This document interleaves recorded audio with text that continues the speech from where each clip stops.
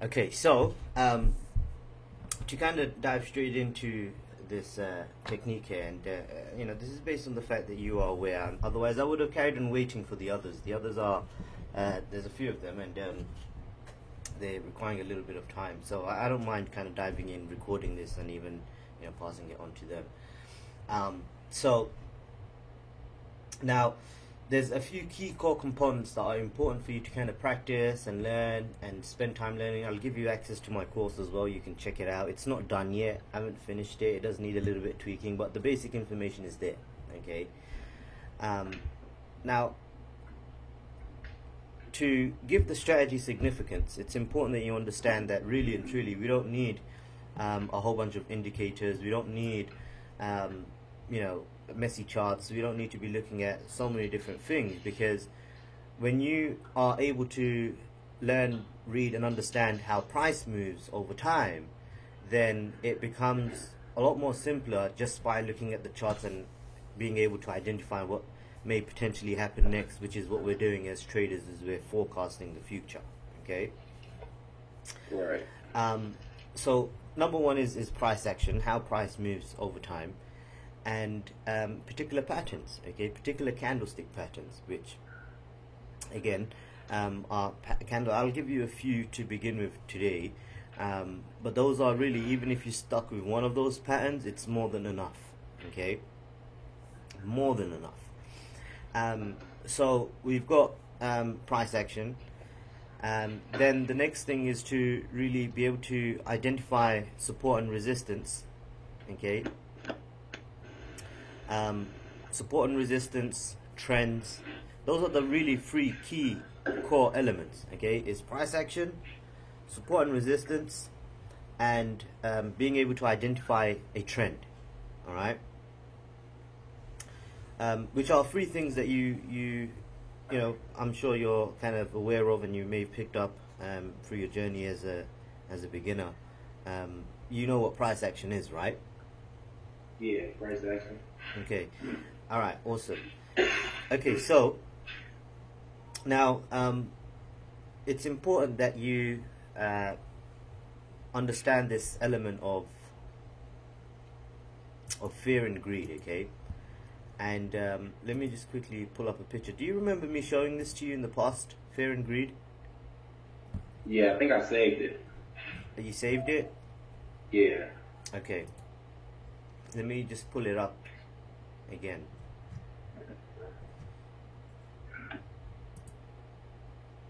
Because it's undeniable, okay? This is really how why the market moves, okay? Is human emotions, human behavior, and they're really dictated by two main core emotions, which is fear and greed. Okay? I have the picture here somewhere. I'll just scroll down as I'm speaking. Here we go. Okay.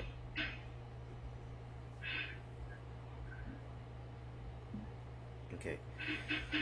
Now, you see, as price moves over time, it leaves patterns, it leaves clues, and there are psychological levels that dictate potential turning points. All right, write that down. This is important.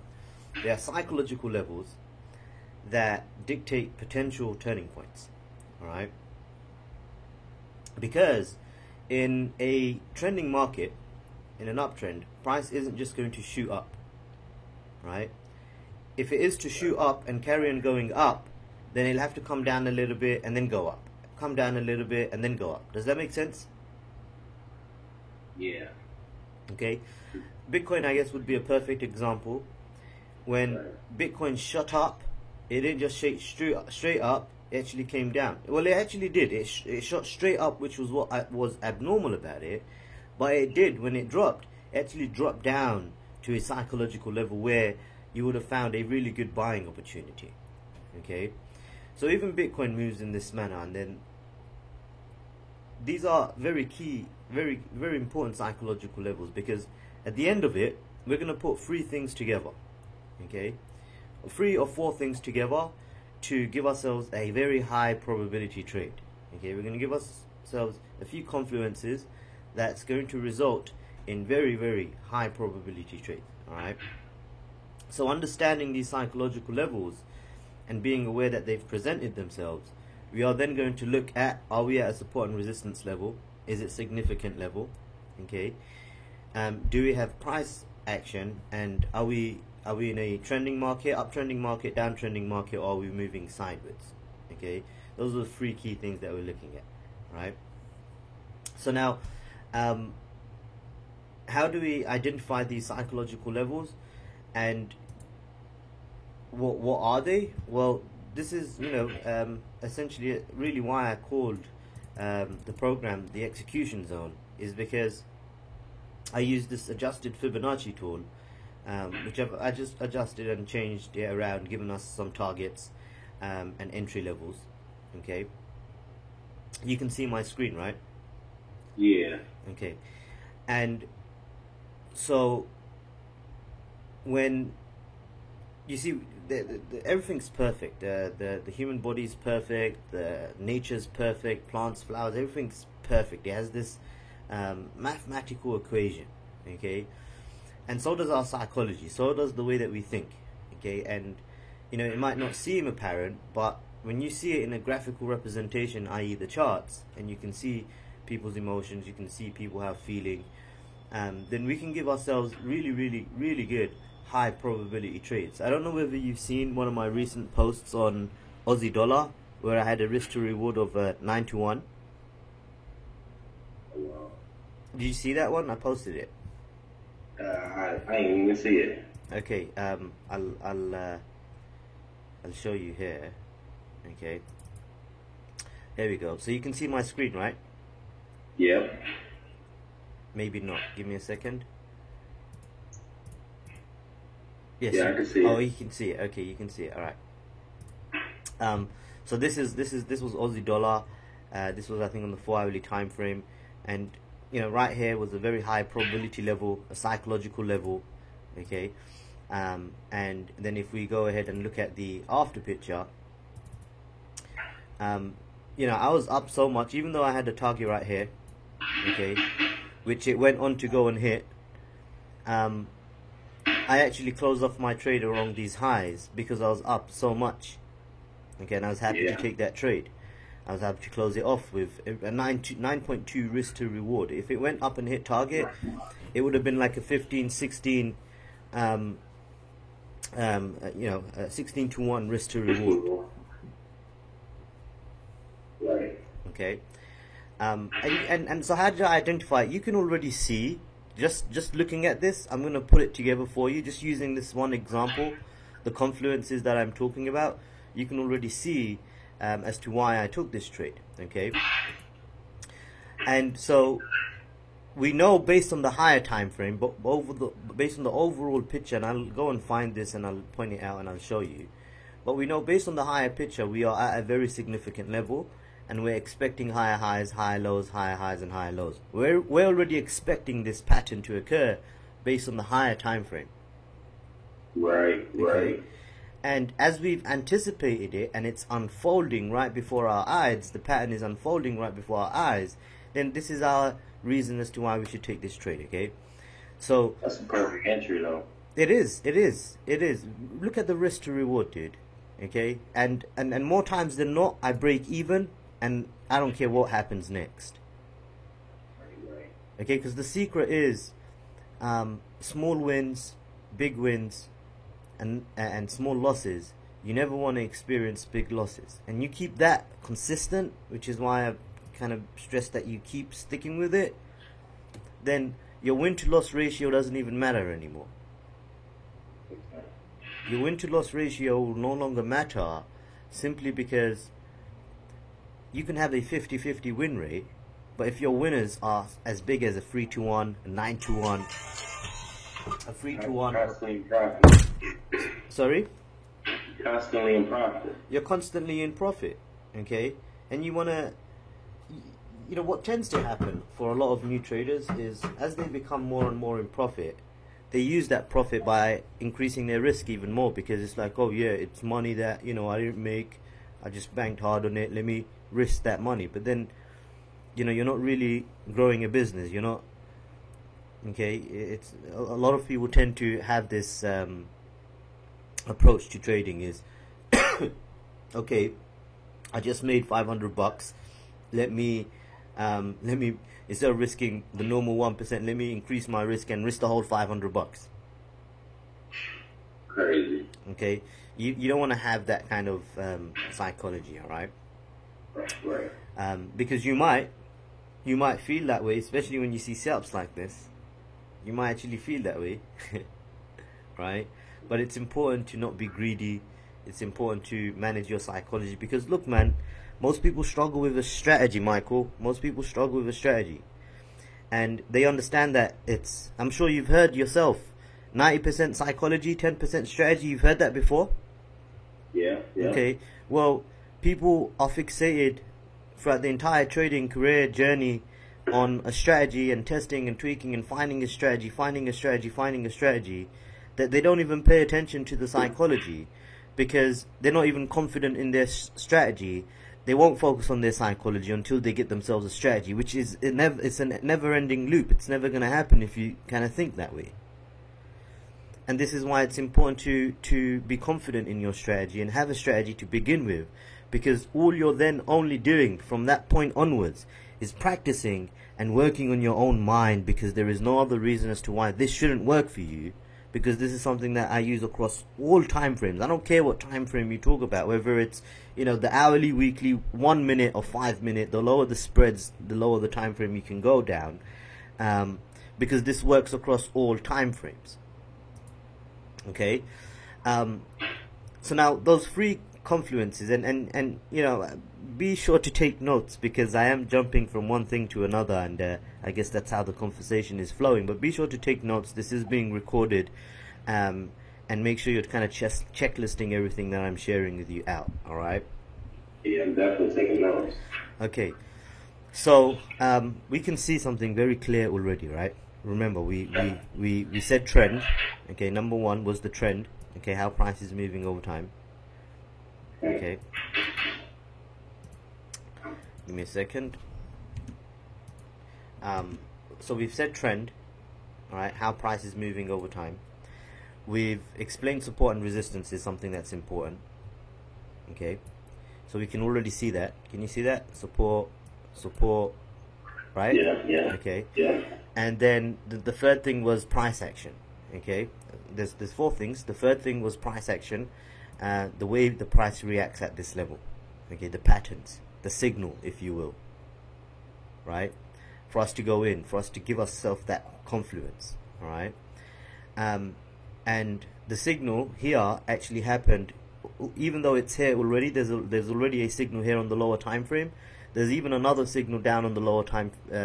On this time frame, there's already a signal, but there's even another signal for us to go in down on the lower time frame, which allows us to get a much more better risk to reward. Okay, and then the fourth thing is psychological levels. All right. Now, yes, it's a support and resistance level, but is it also a psychological level? All right. Remember how I mentioned, you know, greed and then fear and then greed and then fear, and we should be buying when everyone's fearful and selling when everyone's greedy. That's very. Well, in an uptrend, we should only just focus on buying. Okay, so we've already established that through the trend, right? Now, when we come down here, this price falls within the psychological level, which is the execution zone. All right, and I guess now I'll just move over onto the charts, and since I'm using this as an example, we'll pull it up on euro dollar and even go over this analysis here. Okay. Alright, so I'll just quickly find out where that entry was, and just mark it out as same as the image. Okay, and I'll show you the risk to reward.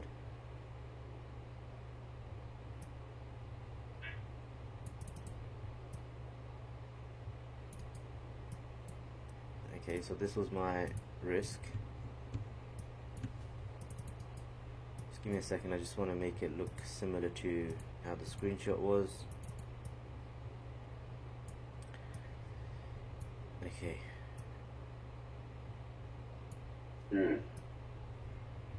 It looks crazy, doesn't it? Well, it is, dude. It really is.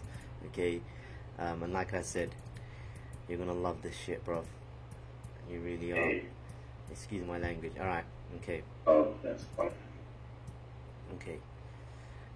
So this was my target, my friend. Okay. I'll delete the fib for now. Okay, so I mentioned how I already anticipated this stuff based on the higher time frame, right? Right. Okay, so let's have a look at the higher time frame, and what we're just about to do, because what I'm doing is I'm kind of reverse engineering a little bit here, and then I'm going to show you what I'm looking at on the higher time frame. Okay. For me to be able to anticipate this, and this is really what we're doing is we're doing something called top-down analysis. Okay, even if you want to trade on the 5-minute time frame, you always want to do a top-down analysis. Don't just jump on the time frame and boom, you want to get in.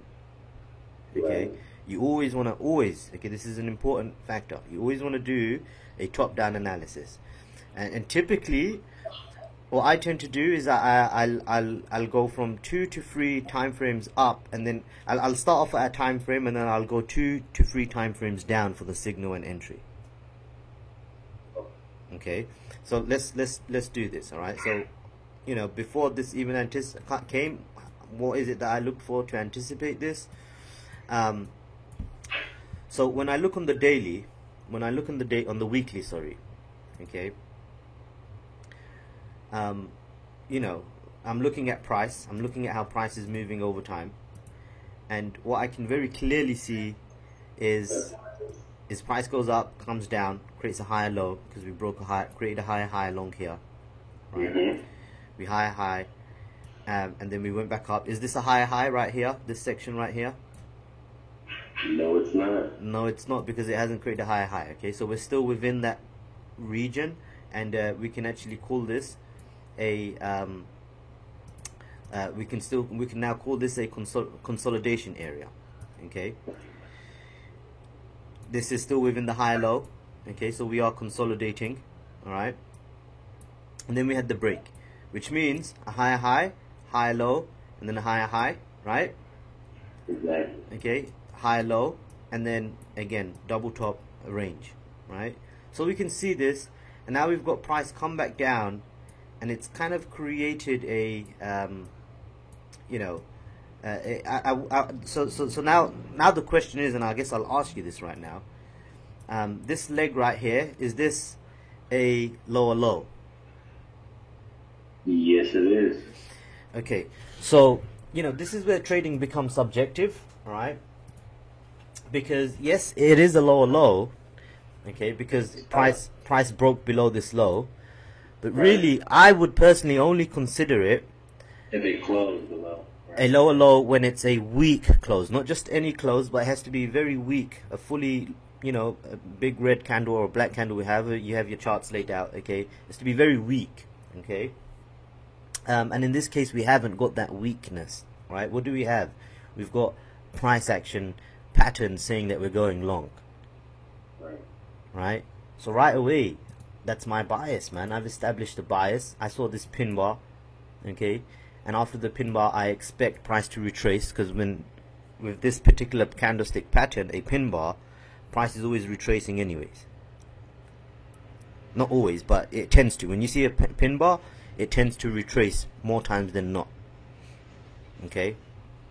Even if it breaks out of the pin, it does tend to retrace. Okay, so now I'm expecting that. All right, this area, we're on the weekly, we can drop down to the daily. Okay, we can drop down to the daily, and now what do we see? Already we can see a high high, high low. We already know this is a pin bar, okay, on the weekly. Price broke out, it came down. Okay, so we've got these high highs and high lows, and so we are now waiting for that perfect entry, bro. Waiting for that perfect entry, waiting for really good high probability trades. Okay, now if we drop down on the 4 hourly, in fact before I do that, remember, we're doing the same thing over and over again. Okay, let me delete this, give me a second. We're doing the same thing over and over again, across multiple different time frames. Okay,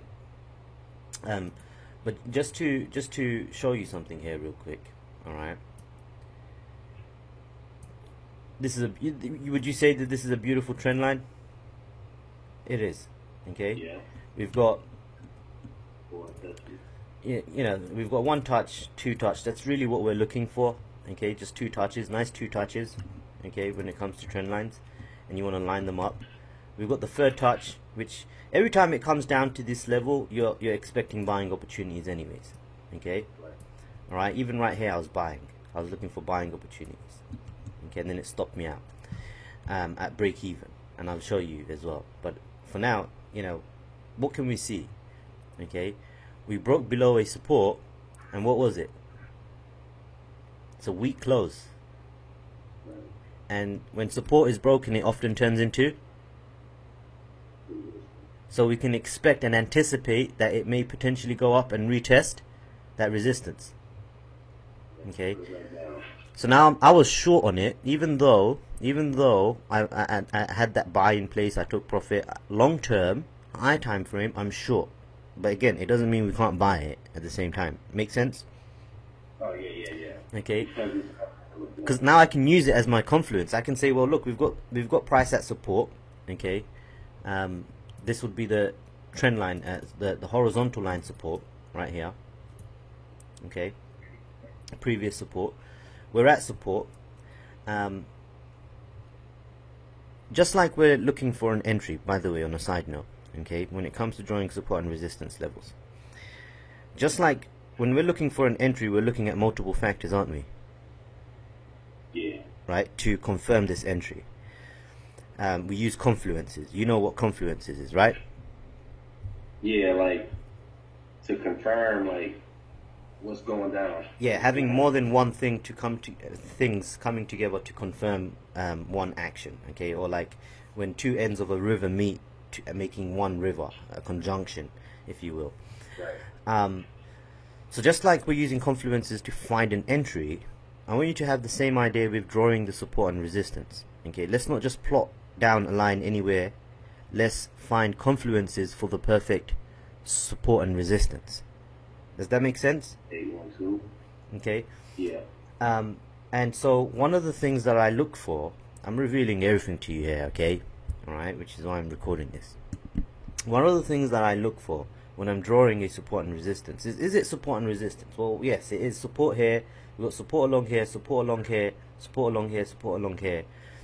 And the next thing that I kind of want to look at, alright, I don't really give it immense significance. It's just confluences, right? I don't want to give too many. So it's support, pretty obvious, and then I look at the price immediately, okay? And I can see the price is 75, not too far off from a round number. Do you see that? Okay, and now I look at this as a zone, okay, as an area, okay, very small area, you know, 100 pips to the upside, 100 pips to the downside, 50 pips to the upside, 50 pips to the downside zone. Okay, and now if we kind of just quickly grab our Fibonacci to see the psychological level, because we know we can see we're in an uptrend. We do want to look to sell because of the break of the trend line, but we're on the weekly time frame, which means, you know, we can look for potential buying opportunities. Are you with me so far? Yeah.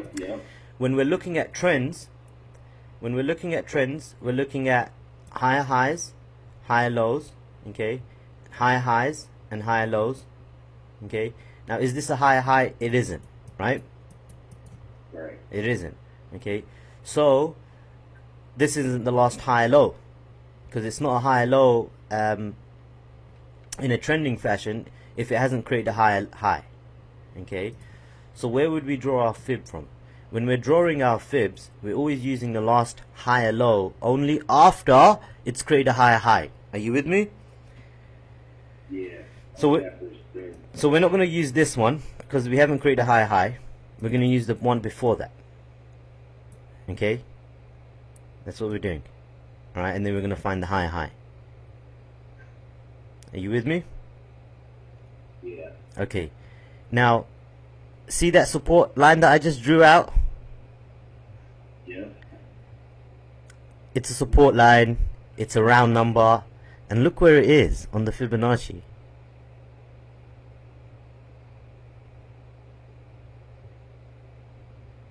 Where is it? 78.6.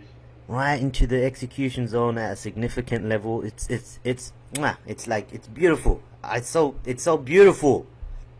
Okay, this is so beautiful. You don't understand how appealing this is to the eyes. Okay, all right. So now we're gonna drop down into the lower time frame. We can. Hey, quick question though. I thought somebody had told me if it retraces. Hold up. Yeah, if it retraces to the 70.86, then it's more than likely just a reversal. That's what somebody had told me. Don't listen to anybody else, okay? I can't disagree with that. I can't disagree with any strategy that you're gonna throw at me, or you tell me that someone's told you this, that, or that. Okay. What I'm saying, and why this is my winning trading strategy, is because I personally, when I embarked on this journey, just like anyone else, okay, who has a strong desire to want to learn how to trade, right? Just like anybody else, I wanted to be a profitable, consistent, independent trader, and I needed a strategy so I can focus on my psychology and improve the way that I trade, so I can actually finally operate it like a business. Okay. Right. And all right. So the two parts you got marked as execution zone, those are your basically, that's where you wait for the price to hit, and then that's where you start looking for buying opportunities? Anywhere within this vicinity, yes. Okay. So what I like to look at this is 61.8 would be buying opportunity number 1. Can you see why I bought it? Yeah. Okay, see, when I bought it, we went straight up, dude, and I was in profit. I took some profit, I made money, and then it stopped my rest of the position out. Okay, but I managed to buy at a very high probability area. And let's put some confluence to this as well. See the 61.8? Why would you want to buy there? Okay, is because number 1, we're right at a trend line support. Number 2, we're right at a 61.8. Number 3, we are in an uptrend. And number 4, the horizontal support and resistance, is it a clean one? Does it line up if we look to the left? Okay. Not so much, because there is a little bit of choppiness. There's not, we've got some closes, okay? It's not as clean as I would have liked it to be, right? Which is why I was expecting a break anyways, because it's not such a clean level, okay? But I still bought it because all my indicators, look at that point, just look at that point right where my mouse is, okay? And then boom, the next point, alright? So I'm going to delete this 61.8 one. That's a resistance now. That's why it was pretty much a target of mine as well. Okay, I'm going to delete the higher time frame fib because, at the time, price is here anyways. Okay, I don't really want to focus on anything else but where I've marked out my levels where I want to look to trade. Because look, we can drop down into the lower time frame and we can find so many different buying and selling opportunities. It's all relative. It's all subjective. Okay, but we want high probability trades, and that's why we're doing top down analysis. So now when we drop down onto the daily, okay, we already know this blue line is significant. Okay, we already know this blue line is significant, right? And when we drop down into the lower time frames, we can expect some wicks and candle closes in that vicinity, but on the weekly it's just a wicky area. Okay, when we drop down we can see some closes, so let's not, let's stick to the bias and not get confused. Alright, so now we're in that vicinity. We're expecting buying pressure because of the fact that we're at a significant level, because of the fact that we had price action rejecting that level, because of the fact that price just broke support and we're expecting it to go back and retest anyways. So now when we come down onto the lower time frame, I expect to start seeing higher highs and higher lows anyways, because that's how the market moves. It's not just going to go straight there, and if it does, it does. There's no opportunity there for us to do anything. But if it moves in this pattern, then it's great, because we want to go with it. Okay, it's called being in sync with the market, right? So now let's drop down to the 4 hourly, and now we can see something clearly, because it's not as apparent here. Okay, and that's why we might drop down a lower time frame to make that level and that area a lot more apparent. Okay. All right. Okay, so we had the pin bar. Okay, this was the pin bar day. We had the retracement. Okay, and the retracement on the pin bar. Okay, the retracement on the pin bar alone was one opportunity to buy, by the way. Okay, because look where price came into the execution zone. Did it give us price action? It gave us pin bars, multiple rejections. Boom, you get in right at the 61.8, your stop loss would be right below the price action. Okay, and then your risk to reward would look like something like this. This is what your risk to reward would look like. Okay, first opportunity, right? And target number 2. Okay, you've got target number 1, which is right here, still a good risk to reward. Okay, 2 to 1, just under a 2 to 1. You got 3 to 1 up here. Okay, and then you got 4 to 5 to 1 up here. Okay, and those are the targets that we're looking for. We don't care now, we're just going to let our winners run. Okay, so that was opportunity number 1, and you're going to notice that this way the market's moving happens over and over and over and over and over again.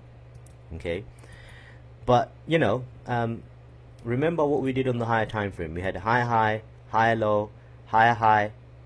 Okay, we are now going to adjust our fib because we've created a higher high, which means we use the next higher low. Do you see that?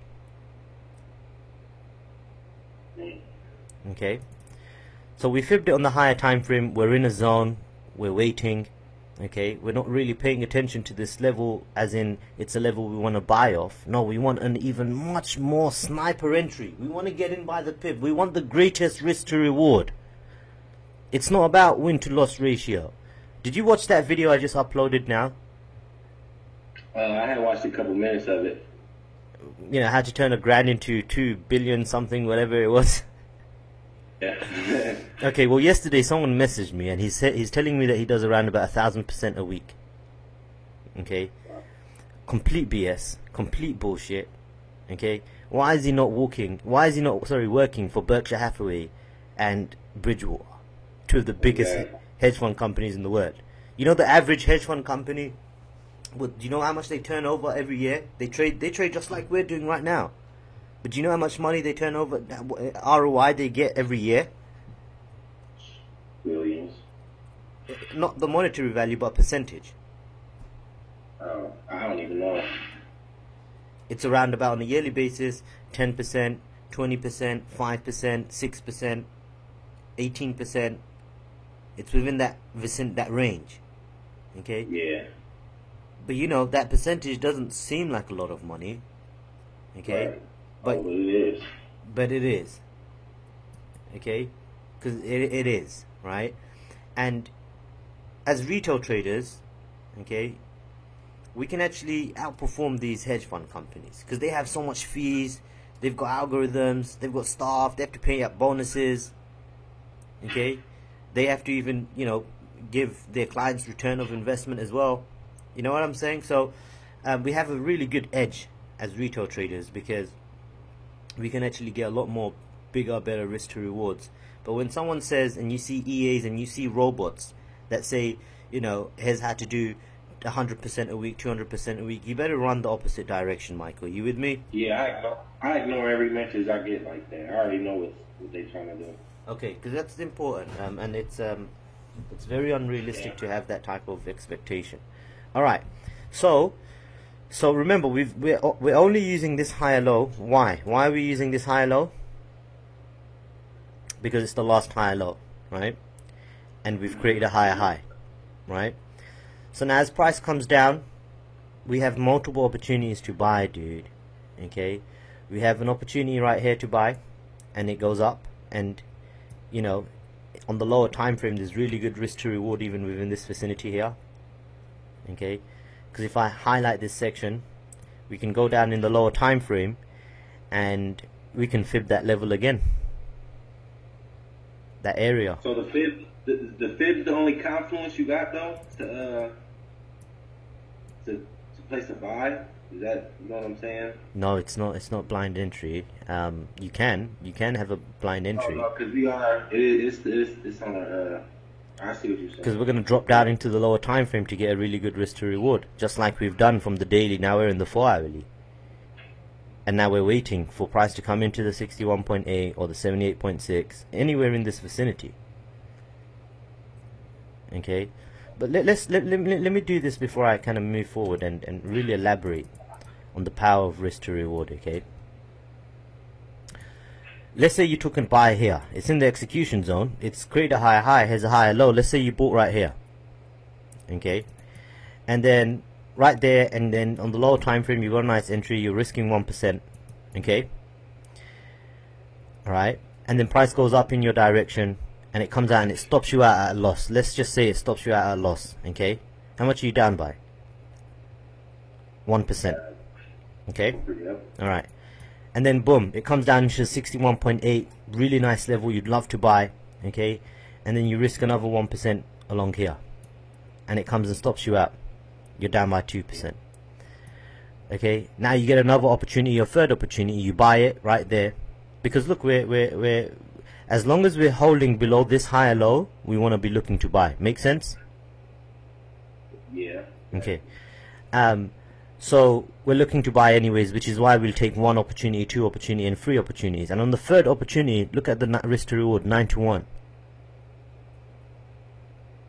Okay, and you only lost 2%. So don't risk reward play a big part though. It's when I look at the charts, Michael, when I look at the charts, all I see is risk to reward. Right. All I see is risk to reward. I don't care about the losses. My losses are always managed. That's important as well. It's an important factor. My losses are always managed. Okay. Alright, so now let's get into the entry. Okay. Price is right at this level. Okay, we've got price action rejecting that level. Okay. Right? The lower blue line. Right? Yeah.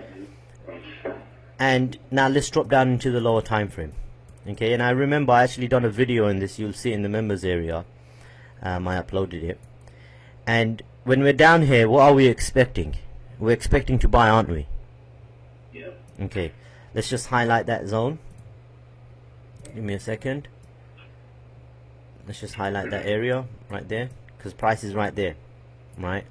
So I was on a call with Jose, one of my students, and you know, we were looking for opportunities for the next day, and I said, dude, here's a perfect opportunity coming, dude.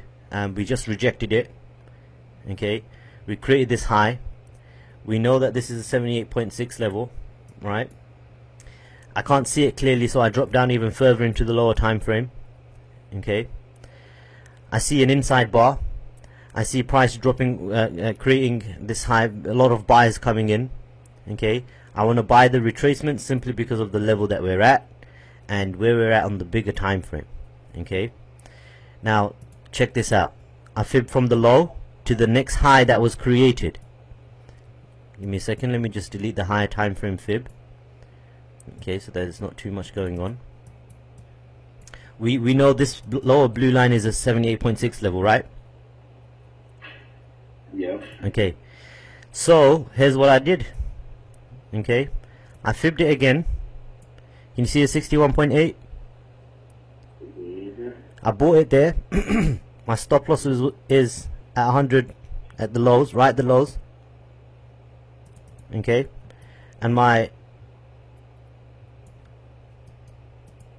reward, sorry, my reward that I'm usually happy with, I'm happy with a 3 to 1. Okay, but because we did this on the higher time frame, okay, because we did this on the higher time frame, you know, you can take some profit here. You hit your target, you're up by 3 to 1. Okay, but because it's on the higher time frame, we want to let our winners run. Okay, we want to let our winners run.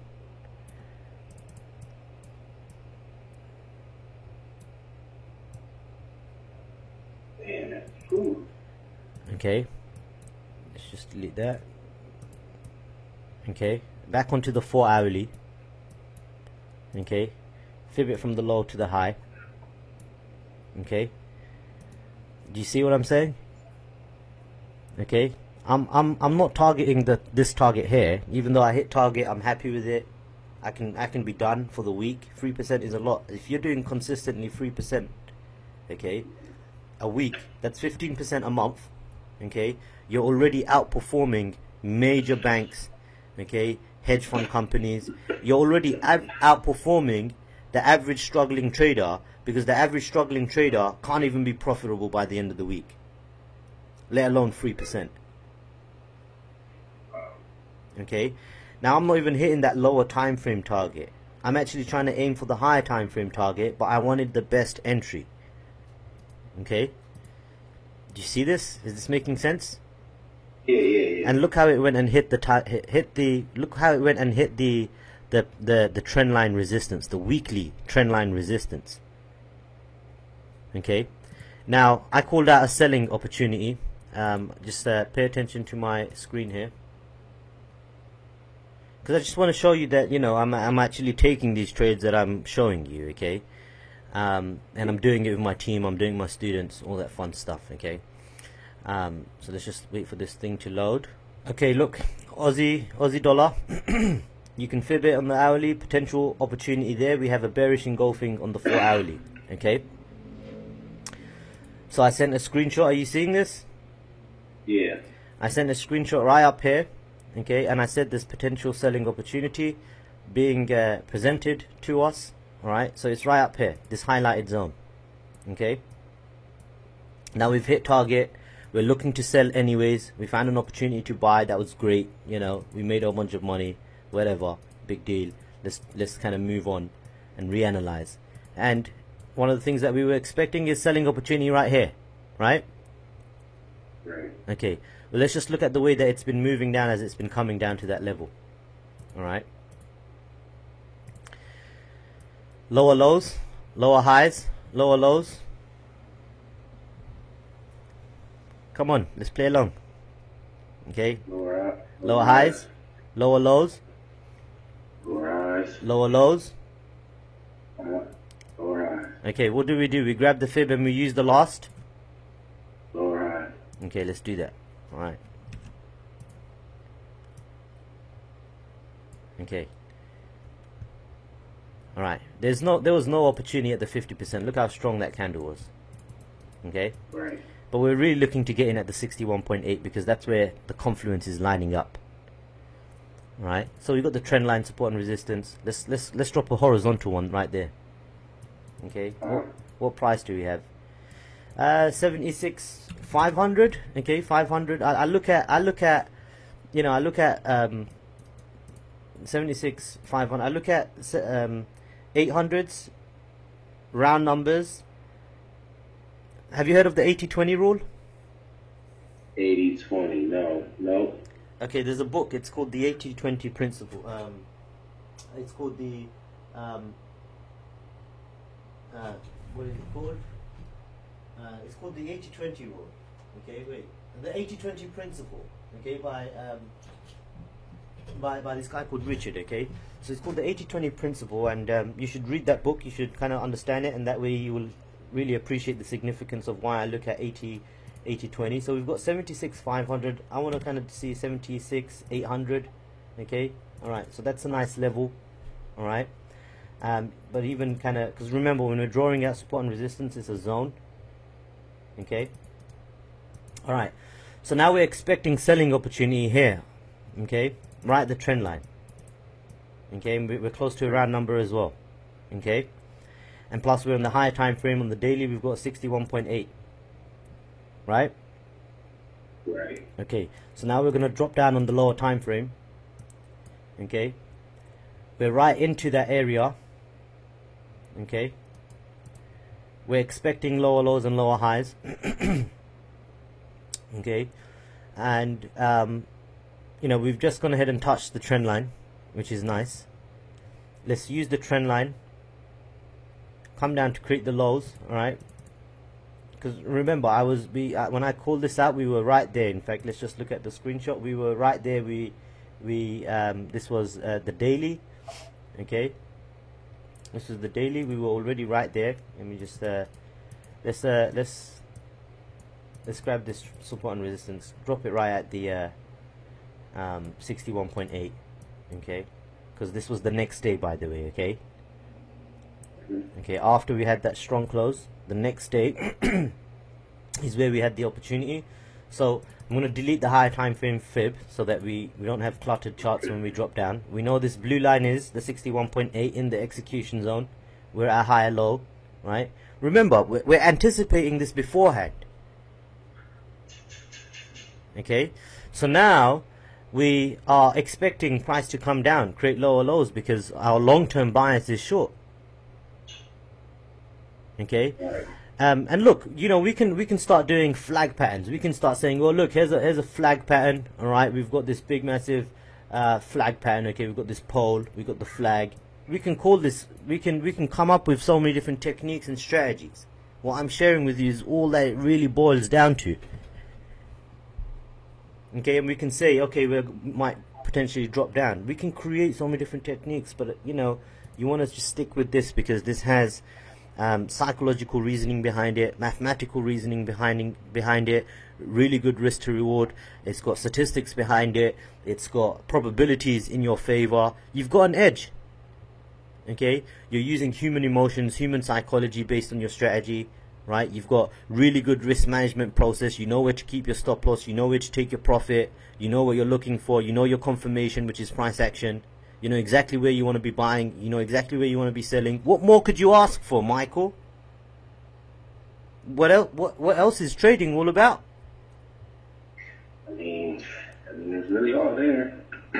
Okay, so look on the 4-hourly. Okay, next day we can see that rejection. We've got that rejection. It's not as big as I would have liked it to be, but we've been getting rejection off of that level. Okay, we drop down on the 30-minute.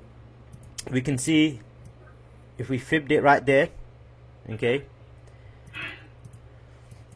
we might even have to drop down even lower. Okay, because look, if we fibbed it right there from that low, from that high to this low, in anticipation of a lower high. Okay, look at the risk to reward.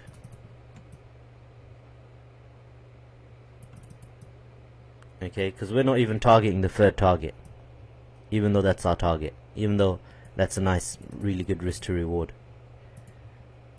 We're going for big risk to rewards. That's the aim of the game, man, is risk to reward. Okay, now we can drop up into the higher time frame. Okay, and then we can start targeting. Can't even see it. That's how big it is. We can, because remember, this was the lower high, lower low, and lower high, right? Right. Okay, and now if on the higher time frame. Okay, on the higher time frame, if this was the lower high, lower low, lower high, where's our target going to be? At least here. At least here. Okay, which means our risk to reward looks something like this potentially.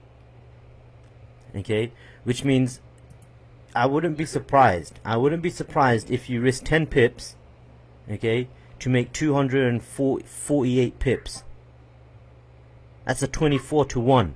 24% on one trade. In fact, you would up right here, okay, you'd be up by 10 to 1 already. That's crazy. You don't need to take a trade for that. You can't say that, you know, you haven't managed. You risked 1% for 24 potential for potential of 24%. You risked 1%. Your risk management is on point. You're not risking more than what you should be. Right. Okay, to really let this drill home, dude. To really let this stuff drill home and kind of really show you that, you know, this is what I'm all about, dude.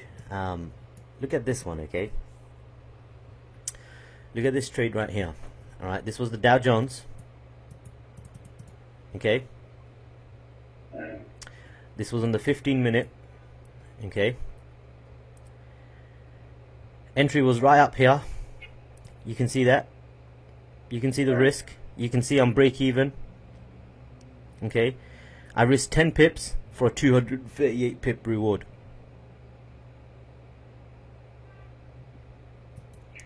Okay, 1 second.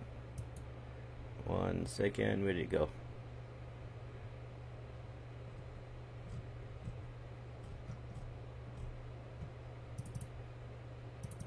I can't delete it. I hate drawing on it. Okay, yeah, okay, here's another one. Okay, look at that. Look at entries like that. Okay, all right, who the heck gets entries like that? Yeah, that's what I was saying. That's crazy. Okay, and so you don't use supply and demand anywhere. So what is supply and demand? It's psychological levels where people are looking to be selling and buying. We can add supply and demand, and we can call it support and resistance. We can give it all these different names and terms. I mean, yeah, you know, but let's add some more and just confuse the heck out of yourself again. You know, stick with it, my friend. Okay, practice this one technique. You really do want to take everything out of the window. Okay, forget about everything else. All right. Sometimes it is a little bit harder for me to work with somebody who's already traded for a while because they've got a lot of bad habits, a lot of understanding. This person said that. This person is saying this. Okay. No, you're in control of everything. Okay. Even signal providers, dude. Like people who take. Yeah, I won't do that. I'd rather learn to do it myself. I'm not taking signals. I don't want signals, none of that. No, you can't, because look. I'm not bashing signal providers. Signal providers, they're good to inspire people to get started, or to just make a quick buck. You know, if they're a really good signal provider and you just want to take that signal and make a quick buck, then you should know when to stop, because it's not what you want to do anyways. You know, learn it myself. Exactly. If you want to learn how to trade yourself, then of course this is something that you should do. Here's another one, euro pound. Okay, here's another one, euro pound. All right, I've messed this chart up by drawing on it. I can't even delete it. Okay, but you can see lower lows, lower highs, lower lows, lower highs. Okay, came back down, stopped me out at break even, got in again. Look at that pin bar rejection right there.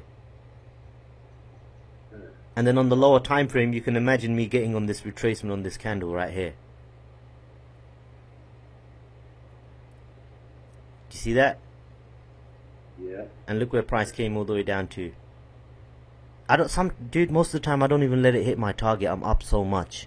I don't want to be greedy. I'm happy. It's like I don't have to. I take 1 or 2 trades, okay, a week. Right, I have 3 different accounts. This is another breakthrough that you might want to consider, is having different accounts. A small account to compound, to grow over time, to prove to yourself that this is something that you're doing really well, that you can grow an account regardless of the size of the account. Okay, that's one account. You might want to have a pocket money account that you want to actually withdraw from. Okay, you want to then have a charity account. That's up to you whether you want to do that or not. Okay, and then even have a demo account to let yourself loose sometimes. Right. And practice and just overtrade and do all the bad habits on a demo account. You know what I'm saying? Oh yeah. So just one last one. Okay, so Dow Jones, that trade that I took on Dow Jones. Okay, where was it? It was right up here. Okay, so that screenshot that I just showed you. Okay, where I where is it? Where I risked 10 pips for 200. There we go. Okay, clean one. Alright, so this one. Alright, so this is in the 15 minute. Let's go find this one. Okay, let's go analyze it. Let's go see why I took this trade. Okay, alright. So this is a little bit different approach. Okay, simply because we are in a consolidation area. It was very hard for me to find selling opportunities because overall we're still in a range. Okay, so, and this is a lot of volatility. It's a stock market. I took a different approach to this. Okay, but the same basic principle applies. Really, what I did, and I'm not really going to get into why, but I kind of excluded this side, this red box. Okay, and then I said lower lows, lower highs, lower lows, and we're ranging. Make sense? A little bit, yeah. Okay. You can see it. Lower lows, lower highs, lower lows, Oh yeah. lower highs. I was- Okay. Why'd you take that part out though? Because I'm looking because look, I'm a buyer. I'm a buyer. Okay. I'm a buyer in the stock market. I bought right here. Okay. But you know, there was an opportunity for me to sell. Right? Why? Is because the market gapped. Can you see that gap? Yeah. Okay, and when the market gaps, it tends to go and fill. It tends to go and close that gap. Okay, not all the time, right? I don't know. I'll show you one here. Can you see this gap right there? Yeah. Okay, it went and closed. Look when it came and closed it. Okay, this is the daily, so that's a significant drop considering this consolidation. Right? Here's another gap. All right, and that's a gap that never filled. Right? But you know, it tends to go and fill. More times than not, you will find that gaps do fill. Here's another one, right there. Okay, gap went and filled. Right, so more times than not, gaps do go and tend to fill. All right. So with that gap being there, I want to try catch the fill process. You with me? Yeah. Okay. So now I want to find the best level, high probability level to take this trade from. Okay. So I draw it from that high to this low. Okay. We can see we're way above it. Okay. We're above the 50%, which is fine. Okay. I'm still considering that level. But then when I use this higher low, okay, because look, and I guess this is the reason why I ignored this. Okay. Because if I do lower low, lower high, that's the last lower high. Are you following me? Yeah. Lower low, okay, lower high. This is not a lower low, so this is still a lower high even up here. Where are we? Ooh. Okay, all right. So let's do this now. Let's mark out this level. Okay, look at the price it's at. Okay, 25,000. Let's just do that. Okay, it's within that vicinity. All right. But let's just keep that. We know. We always keep in mind that there's a zone, especially in daily time frame. Okay. Well, the higher the time frame, it's a zone. When you go down in the lower time frame, it doesn't look like a zone. You won't see wicks. You see candle closes above that area. But on the daily, we can see wicks at the 78.6. Right. Right. Okay. So let's delete this fib so that we're not cluttering our charts when we're going down. When we just know that we're at a significant level. Okay. We drop down on the 4 hourly. I can see the huge rejection. Now I want to get in on the retracement because I want to fill the gap. Are you with me? Yeah. Okay. So we got the rejection. We can go down on the lower time frame. We can see. Can you see this gap? Yeah. Okay. All right. So now we can see the gap. I'm expecting price to drop down, right? We're at 78.6. I fibbed this high, okay, to the next low, which was right this candle right here. Okay. That candle right there. Okay. All right. We're right into that zone. Now, here's something about the stock market is when the market opens, that's when it becomes very volatile. So I wasn't looking to get into the trade throughout the morning UK session. I wanted the US session to open. Okay. And we got that. All right. If we go down into the 30-minute and just look at that area, so we've got the low, we've got the retracement back into the level, okay, and we're in the execution zone. So this is the execution zone. Okay. Now I want to give myself some confluence. If I zoom in, okay, one thing that we can see is we can see a nice trend line along here. Can you see that? Yeah. One touch, two touch, third touch. We got the close right below it. Okay. Alright, so now what I'm going to do is the market opened, we got the close. Is that close a weak close below a support level? Nope. This one right here. Oh, yep. Okay. let's highlight that zone, because I took this entry in the lower time frame on the 15-minute. Not even the 15-minute, I went lower. Okay. So we also know here on the lower time frame we are right at the 78.6. Okay, I marked that level out. Right.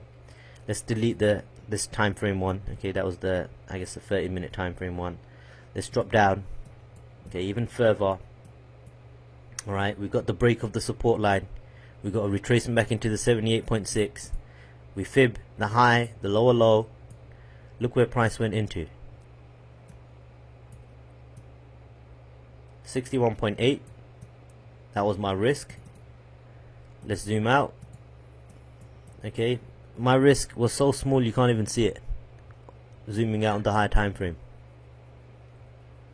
Okay, and I didn't even go for the gap, man. It was so much, right? I didn't even go for the close of the gap. I'm up so much, dude. Yeah, that's crazy. I'm up so much. Okay, and look at it. It goes way beyond the bloody target, man. You know what, man? I was looking at this, yeah, and I was thinking, man, if only I held this thing, man. If only I held this thing, I would have doubled my account using a 1% bloody risk. That's amazing. I would have doubled my account, but I wasn't, because I'm a buyer. Okay, so you can see I've got, you know, I got psychology as well, right? I don't want to be too greedy. I want to know that, dude, I'm outperforming. I'm way better than where I was ever at. Okay, you know, I've understood the power, the skill of the trading the way that I'm trading, and I've been a buyer. I've been buying this thing.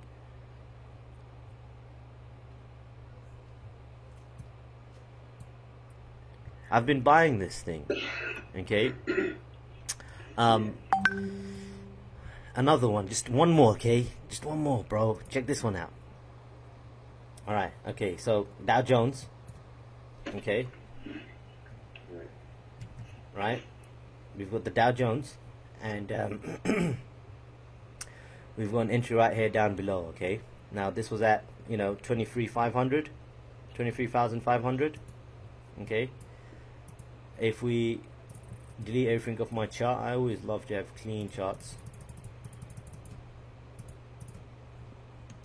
Okay, and so the entry was right in here.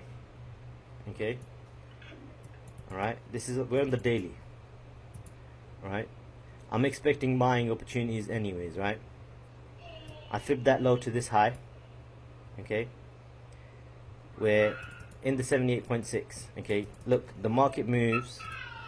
When the market moves, dude, the stock market specifically, there's you know, smart people are basically taking advantage of individuals in the market who have no idea what the heck they're doing. Okay, and we want to kind of trade with them, because smart people know when people are becoming too fearful.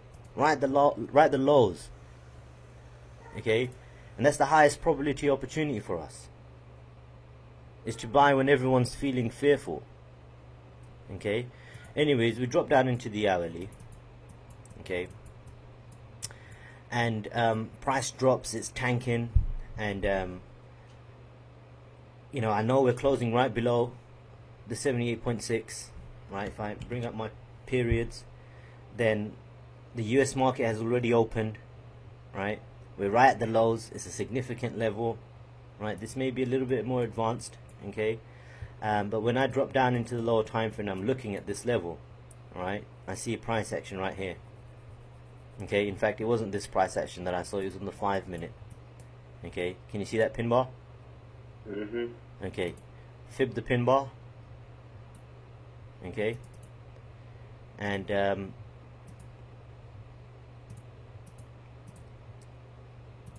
fib the pin bar. That was my risk. Just look how beautiful price comes into the level. Okay, when I take the second fib, because usually if you haven't noticed already, I essentially call this the double or the triple fibbing. Okay, doubling is more than enough. Don't go triple. Triple is a little bit more advanced. You're dropping really down into the lower time frames. You gotta really be confident with what you're doing. But double fibbing, daily entry down into the hourly, 30-minute tops. 30 minutes even too much. But you double fib it. and then you look for that perfect entry, and then you go. All right. Now the reason why. What time frame do you enter on? It depends on what time I'm coming down from. All right. It depends on what time look, if I wanted to hold on to a trade, okay, right, and using this technique I wanted to buy, then look, this would be my risk, okay, and this would be my reward.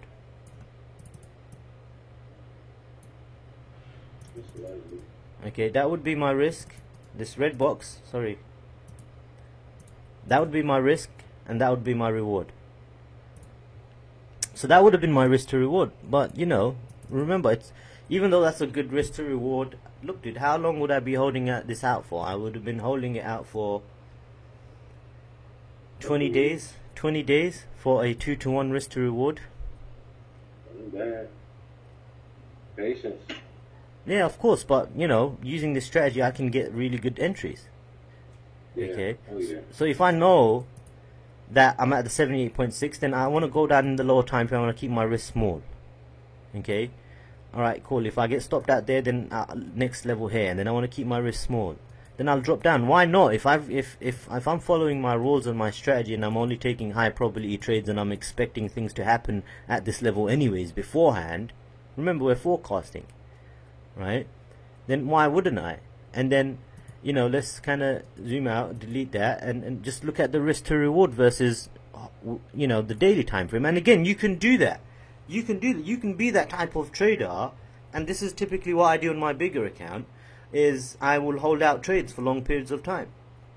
I don't really care about it anymore. As long as I'm break even, I've taken some profit, I'll let it run. I'll let my winners run. You know what I'm saying?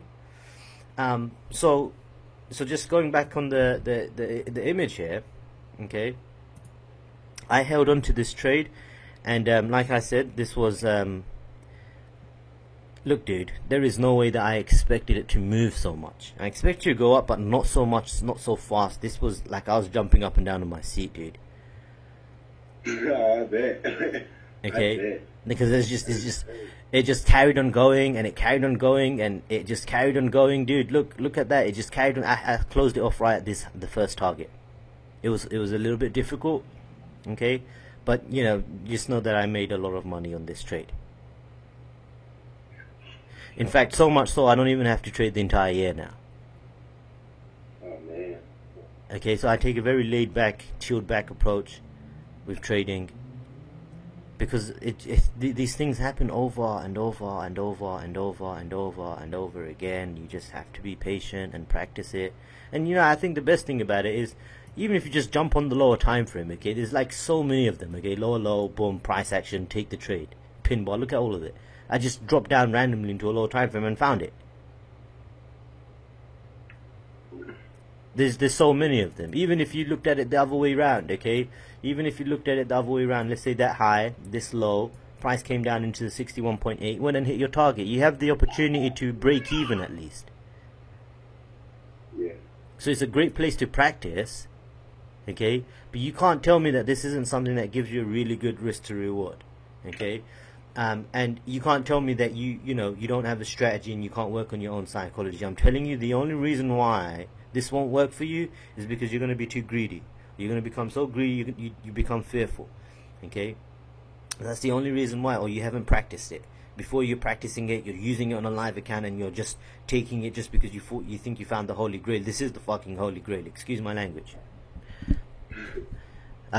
You got kids there. I do apologize. So you see what I'm saying, Michael? Yeah. All right. Okay. So look, I'll send you a screenshot. In fact, you know, if you I'll send you the recording of this, okay, and you can just come in here and copy the levels. Okay, mark out your levels. You're gonna want to do that at least. All right. Yeah, I wrote them down. You wrote them down, okay? Yeah. It's a bit weird. In fact, so this is my adjusted one. Okay, let's take one and put it as default. Okay. So we've got the 0 and we've got the high. Okay.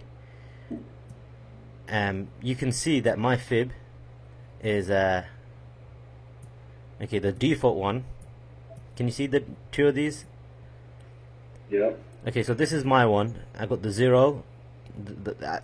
It's drawn the complete other way round. Okay.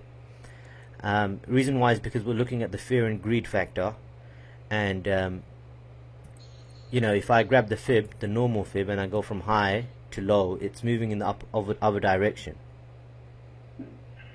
Okay, Right. because if we're looking to sell, then we kind of want the price to retrace into our zone and area, and then give us a projection to where we should target. It's the extension kind of thing. Okay, it's like an extension. And look, we can go and grab the extension, grab the other type of fib, you know, the other fib that we have where it gives you a projection. You don't really need to do it because it's already projecting targets for you. Right. That's nice. Okay, but really and truly, what I really want to kind of make you really understand is that this is something that works over and over and over and over and over again. And even if you just stuck with one price action, which is a pin bar, and you just wait and you wait and you wait, and you get the pin bar, go down on the lower time frame, jump on the retracement, and enjoy that risk to reward, man. Okay. Yeah. Enjoy that risk to reward. But look, can you see, you know, why like, you know, it does take time, like taking a student on board, actually nurturing them, working with them, looking at their history, looking at their track record, making sure they're journaling. Okay. You know, because I do get the odd person saying, just like you have, teach me first and I'll pay you later, or whatever. Okay, and I appreciate that, right? However, you know, I know what it's taken me to get me to where I am, right? And I happily spent it, but not everyone has that type of money, which is, look, why you're here, and I'm okay with it. Okay, I'm okay with it because I know what I'm sharing is legitimate. I know that there's an abundance of money out there. Okay, and you don't pay me 10 grand for my time. There's someone else who will. Okay, so I'm not money hungry from that perspective, but I do run a business. You know what I'm saying? Oh, I understand. I appreciate it too. I'm sure you do, man. And so, you know, sometimes when people do kind of say that stuff to me, I feel, you know, I feel, you know, some people don't understand that this is, you know, a business. And yes, there's people who pay me 10 grand, 5 grand. I can show you payments coming through of people paying me 5 grand, 10 grand, just to learn what I've just shown with you right now, what I've just shared with you right now. Okay. I believe. Because it's invaluable. All right, it's an invaluable skill. I've got students who have bigger accounts than me, by the way. Okay, you know, and they make a lot of money very comfortably, simply because they just don't care anymore. Okay, you want to have that attitude. I don't care whether I lose a trade, and I don't care whether I win a trade. I mean, okay, look, I'll be honest. Yeah, it feels nice. Okay, but you know, I try not to let it get to me. I try not to celebrate for too long. I'll celebrate for 5 minutes, but then I have to change again. I have to be aware of my emotions and my psychology. Okay. And I find myself speaking about psychology with my students more than the strategy, because the strategy is being boiled down, nailed down, tried, tested, proven. Okay, it's more psychology, and so that's pretty much it. And you know, I guess we'll have more conversations. But this is just really an introduction. I want you to rewatch this video. I'll send it to you. You're not allowed to send it to anybody. You can't sell this information on. And I appreciate it if you keep it to yourself, because I didn't have to share this with you, and like I said, I do value this knowledge immensely. Okay, it's my heart and soul. All right, because I don't know if I shared my story with you, but you know, I come from a background of network marketing. I actually did. I remember. Yeah. So, you know, I had this advantage of having made a lot of money. I just wanted to pay my way forward, and I just invested, and I've tried everything under the sun, which is why I kind of feel for kind of aspiring traders when they come on board, I just know that they're going to go through the same experience, okay? Yeah, same loops. I don't care what you've experienced. There is not an experience that you have not experienced, okay? There's not an experience that you've experienced that I haven't experienced myself. In fact, there's a lot more experiences that you are yet to even experience, and most people won't make it 30% away through these challenges that are yet to come. Okay, and the only ones that are truly left, okay, on the path of discovery and mastery are those who truly have a desire to want to learn, to actually want to learn. It's not about the money, it's actually want to learn how to acquire this skill. Make sense? Oh, yeah. Alright. Okay, so I guess I'm not really looking at a whole bunch of pairs. I'm looking at gold. Okay, and what I'm looking at gold is I'm looking for a selling opportunity. There we go, right there. Alright, very simple. Look how I do my analysis. I'm going to do my analysis right before your eyes. Okay, we've got a break of this support level. We consolidated for a while. On the higher time frame, we are at a significant level as well. Right here, we just broke below support, and the way that we did it, we created lower lows, lower highs, lower lows. Okay, so we're going to grab the last lower high to the next lower low. Okay, and oops, I need to change my fib here. Give me a second. Yeah, I was about to say.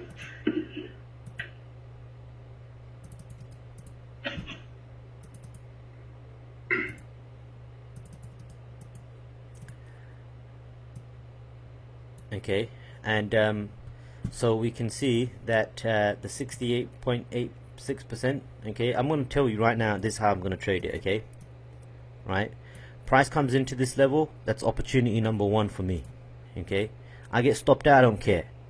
Alright, price comes up to the 78.6, that's opportunity number two. Even better, if I get stopped out, I would love to get stopped out so I can get a much more better entry. The risk to rewards even better. That is crazy. I actually want to get stopped out.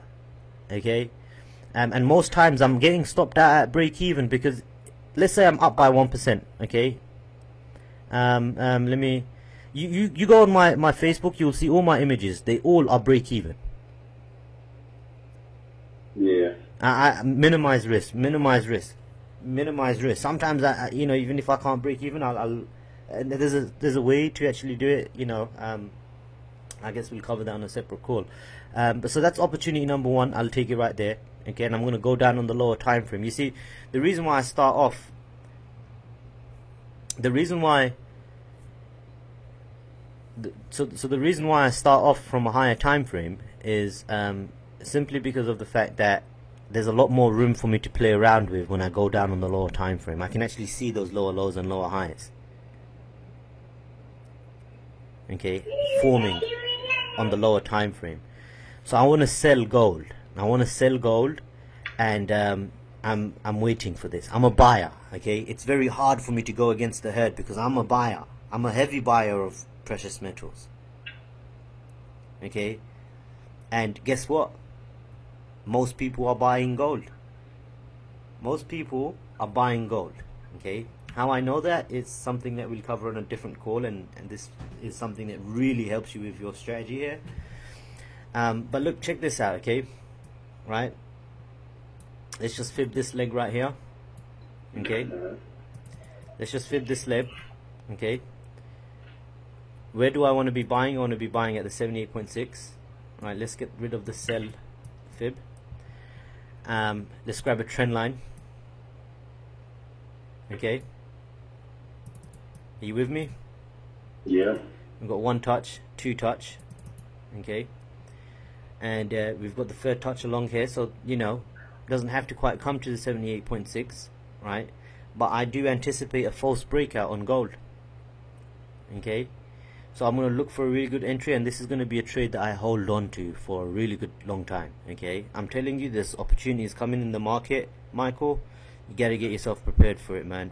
You want the best risk to rewards, then man, the markets are going to set yourself. Take the next couple of months, weeks, to really, not even months, dude, prepare yourself to what's going to be unfolding in the markets very soon. Okay, from a probabilistic point of view. I'm not being what's that word? I'm not.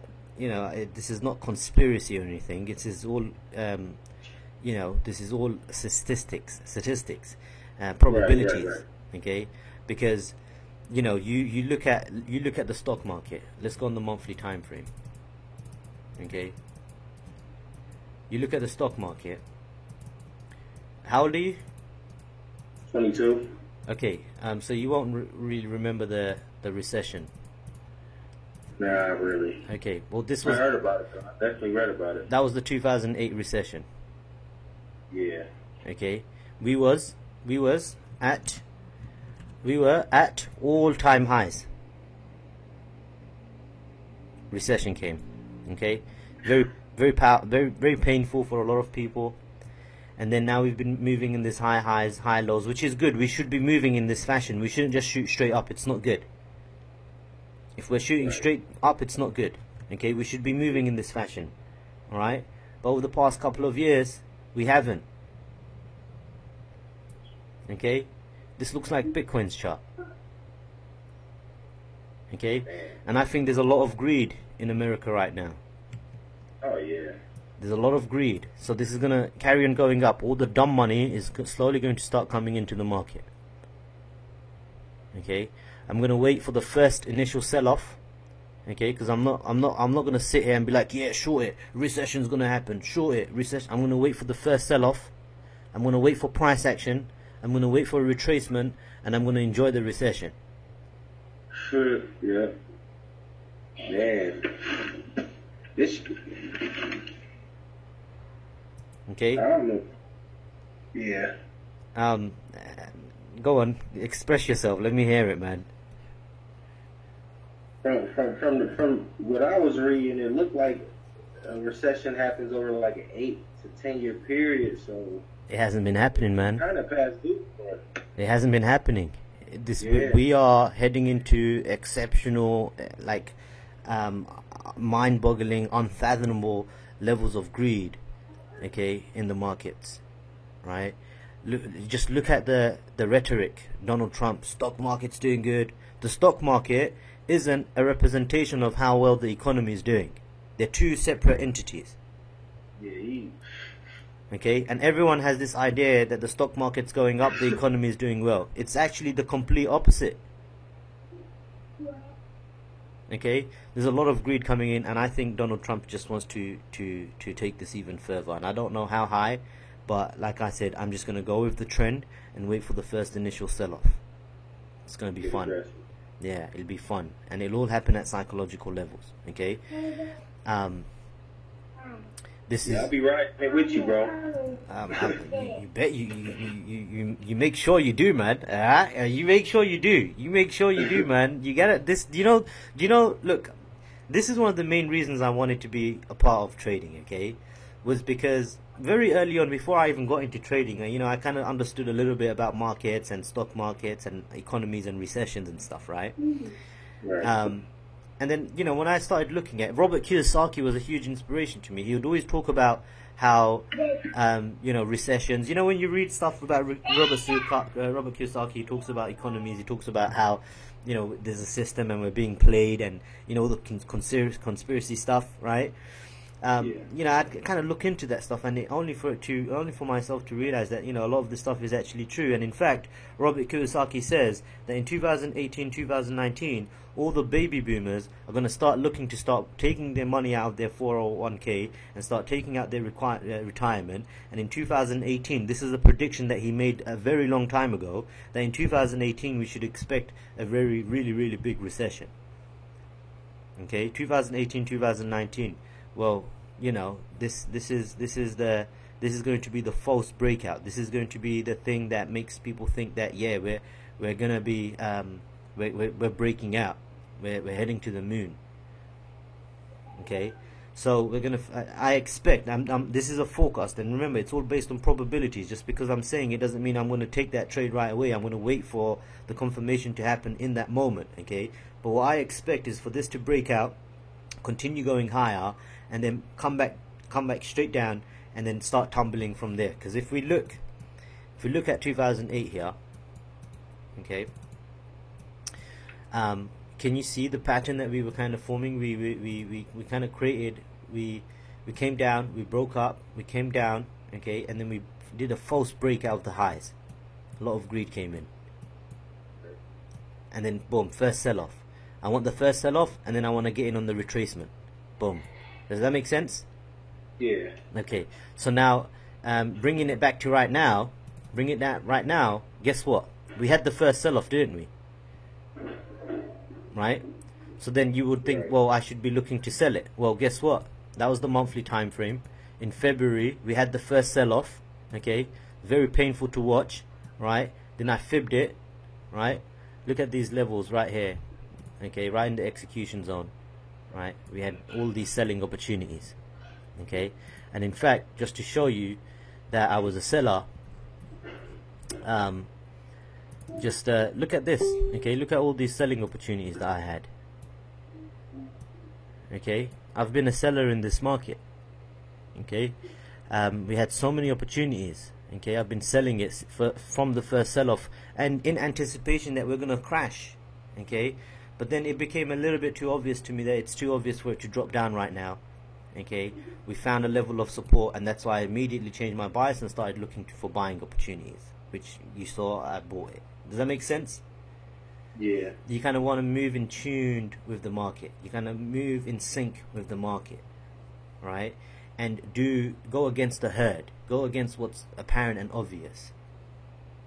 Okay? Gold looks too obvious to go up right now. So let it go up.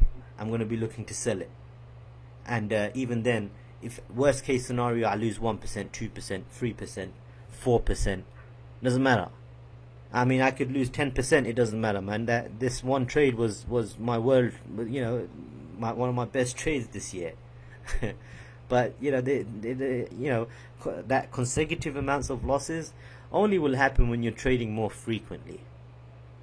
Okay, more aggressively. But if you just sit down and wait for these high probability opportunities, then that's all you really need. But to begin with, I would say go down on the lower time frame, trade aggressively, practice this.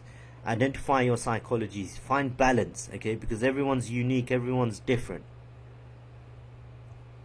okay. I can't tell you don't trade on a lower time frame. That might not suit your personality type, okay. I can't tell you stick to swing trading. It might not suit your personality type, but what I'm giving you is a strategy that works across the board,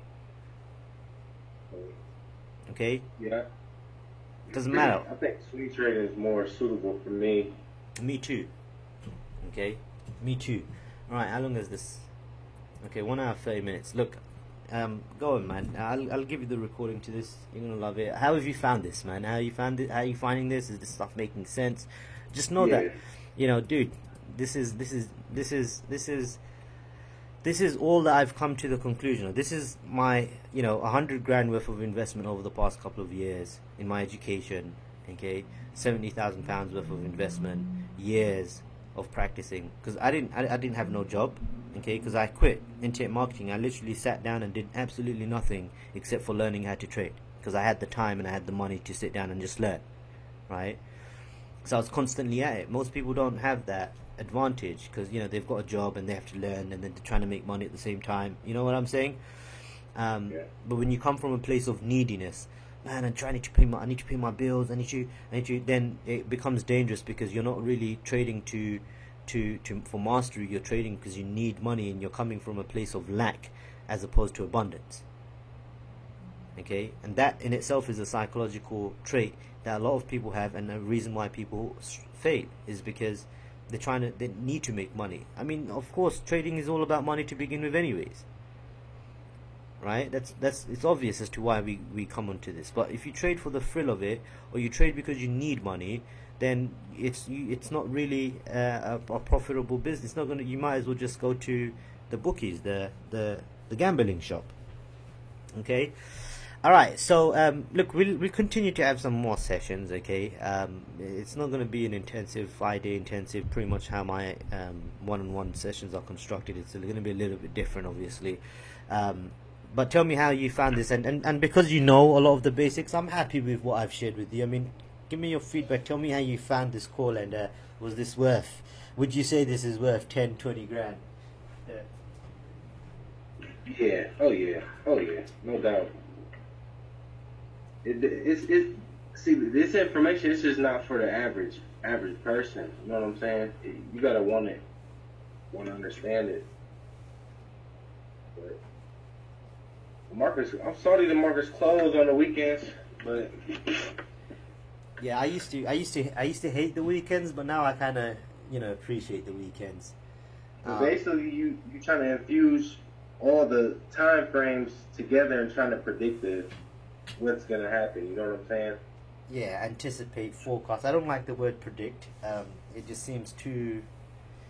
I mean, yeah, we can use that word, but anticipate, okay, Right. forecast, kind of, remember probabilities, risk to reward is what I see when I look at the charts, okay. Money management is important. You have to keep your risk constant throughout your entire trading career, okay, is one thing that I've learned. You mess around that one little bit with your risk, you've initiated a potential bad habit. Okay, Right. you've initiated a potential bad habit. You want to keep your risk constant. It has to remain constant. Okay. The only what's the only reason why you want to increase your risk? So you can increase your reward, so you can make more money, and that's fine. There's nothing wrong with it. But there's a difference between wanting to make more money and achieve a little bit more prosperity and greed. Okay? Don't be too greedy with this. This is very powerful. You don't need to look for another strategy. Okay? I want you to clean up all your charts. Clean charts. Okay? I've got a handful of individuals in a WhatsApp group. I haven't plugged them into a Facebook. Some of them don't even use Facebook. A lot of us are undergrad traders. I've always been an undergrad trader myself. I'm not one to boast or brag about how much money I make. I used to do that. I don't need to do it anymore. Don't want to do it. Don't want to. You know what I'm saying? That's why if you go on my Facebook, you won't see a single screenshot of how much money I make, like all these other people out there. You know what I'm saying? Yeah. So, and I like to kind of attract people who actually want to learn how to trade, as opposed to trade because they want to make a whole bunch of money. That should already be something that everyone should know. Like, yes, traders trade because they make money, but don't come into it because you want to make a lot of money tomorrow. Come into it because it takes time to acquire the skill. It takes practice. It takes a desire. It takes enjoyment. Like, I enjoy doing this. I enjoy looking at the charts. It's the freedom. It's so easy. Well, I can say that now. I can say that now. Okay, but it is so easy. Okay, and I'm sure you can't really disagree, especially now that you've seen it. Yeah, I'm definitely about to put it to use. Practice it. I got a demo account. I'm about to practice it on first. Stay with the demo account. What's the rush, dude? I know. What's the rush? You see, look, take your live account, okay, and only trade it for a specific time frame, okay. I mean, don't scalp on it. Don't scalp on your lower time on your live account. Okay. Right. Yeah, I don't do that anyways. Hold out on some of your positions on your live account and only take high probability trades. And if you've done 3% a week or 5% a week, don't trade it on that account anymore. Okay? Because if you're not, by the end of the month, if you're not seeing consistency week after week, okay, every week doesn't have to be profitable, okay, but every month should kind of, you want to be, even if it's 1%, okay, and at the end of the month, okay, if you don't see profitability, then it affects you psychologically, because you're like, it's not working for me, okay. But in actuality, it can work for you. You just need to learn when to stop trading. Because That's true. you don't want to be glued to the charts.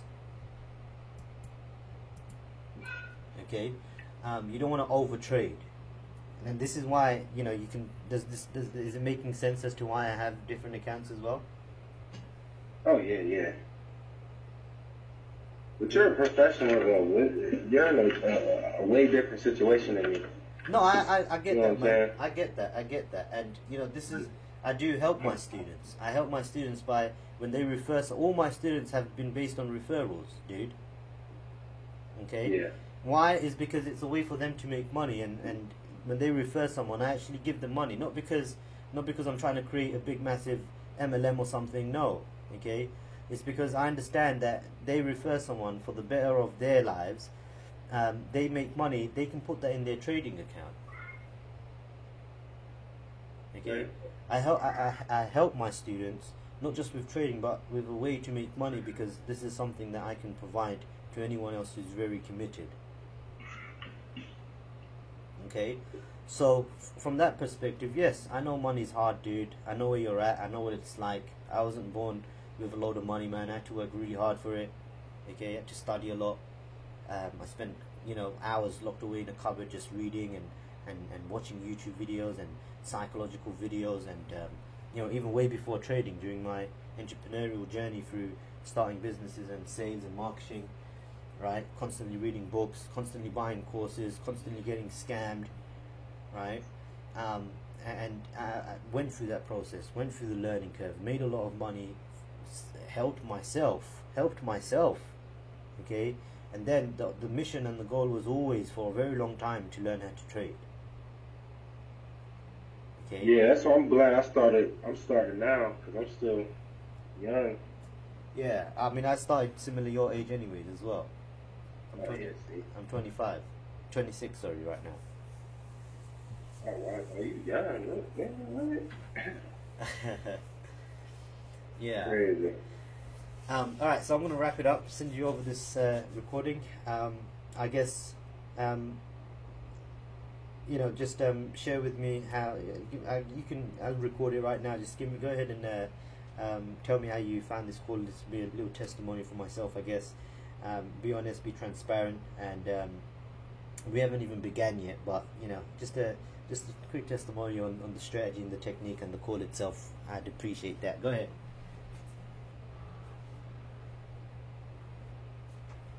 I didn't hear you was breaking up. So just go ahead and then kind of share with me. It's been recorded. How you found this call, how you found the strategy, and kind of share that with me. You can go ahead. Oh, it's very helpful. It's just there's a couple things I really didn't understand. I'm gonna just have to sit back and rewatch it to Okay. focus on that. Okay. Well, look. I'm gonna be more happier, bro. Honestly, 'cause like you said, it really ain't people out here that's trying to really help people that know what they doing. There isn't, man. There isn't. Like yesterday, that guy messaging me, I'm like, man, if he's messaging me, he's messaging hundreds of other people out there. And guess what? The guy blocked me as well. He blocked me. Yeah, he probably looked at your page and seen you knew what you were already doing. You know, if you go watch that video, actually watch that video that I put up on Facebook, okay? I even told him, I'm like, dude, don't insult my intelligence, man. Like, if you're doing for 1,000%, okay, a month, or if you're doing 1,000%, 4,000% a year, then you would be a trillionaire within the next 6 months, even with $1,000 investment. Yeah, that's unbelievable. Okay, so That's no, crazy. there isn't, and there isn't a lot of people out there who genuinely actually give information. And I guess I do it because I know what it's like. I do it because I'm actually having fun sharing it with you, regardless of you paying me or not. It's not really what matters right now. And I'm enjoying it. And the fact that you just said that you have some questions, I'm okay with, for the next 10 minutes, to just answer those questions.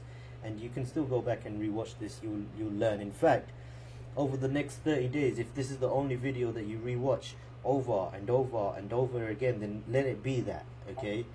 I'm telling you, bro, why are you going to go out there and figure out a strategy for yourself when I'm giving you one right now? You just need to focus on mastering price action, support and resistance, trend line, and understanding trends, and that's it.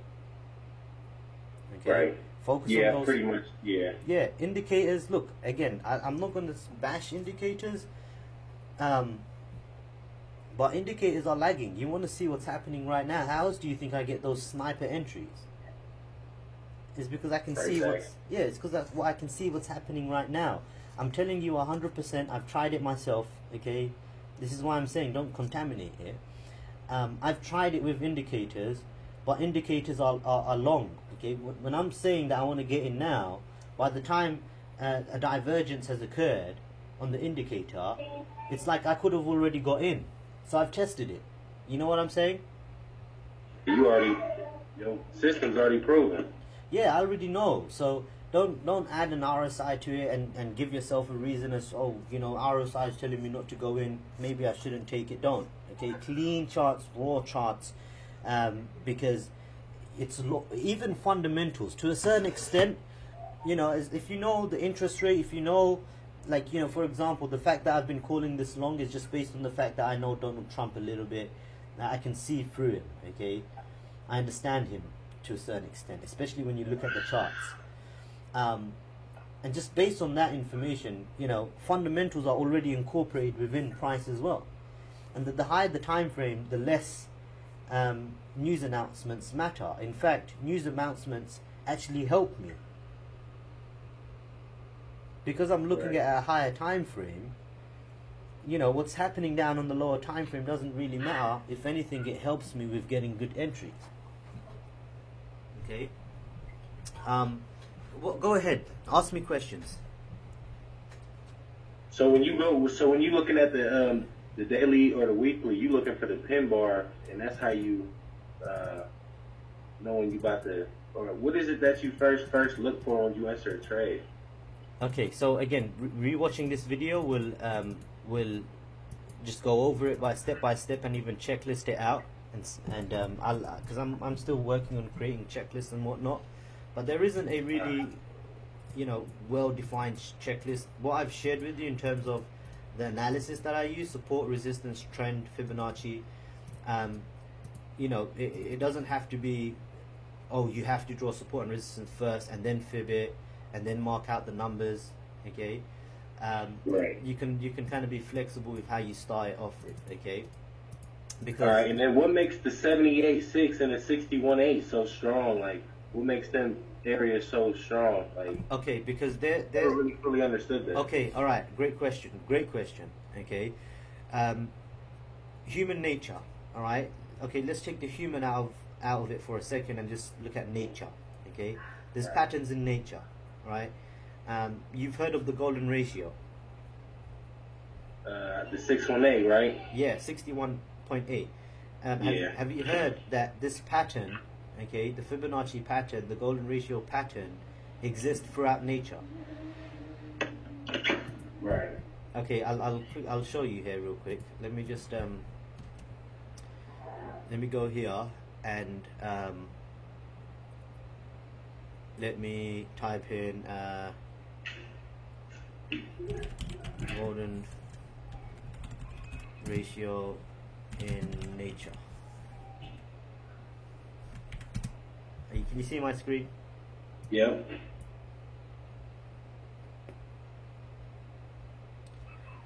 Okay, so the golden ratio in nature. So, you know, how they're doing it is they're creating proportions out of a flower, a plant, okay? Oh, it's like the perfect number, right? It's the perfect number. I mean, look at Donald Trump's head. Okay? Look at this shell. Look at this little plant. Look at this lady's face. Look at the ears. Okay, look at the shape of this wave. Look at the Taj Mahal. Okay? Look at your hands. Okay? The proportions. Okay? The proportions that nature is working based on is very appealing to the eyes. Okay, it's everywhere, so it's like an undeniable thing that this ratio is everywhere. Okay, What was it? The golden ratio. So how did that come into the stock?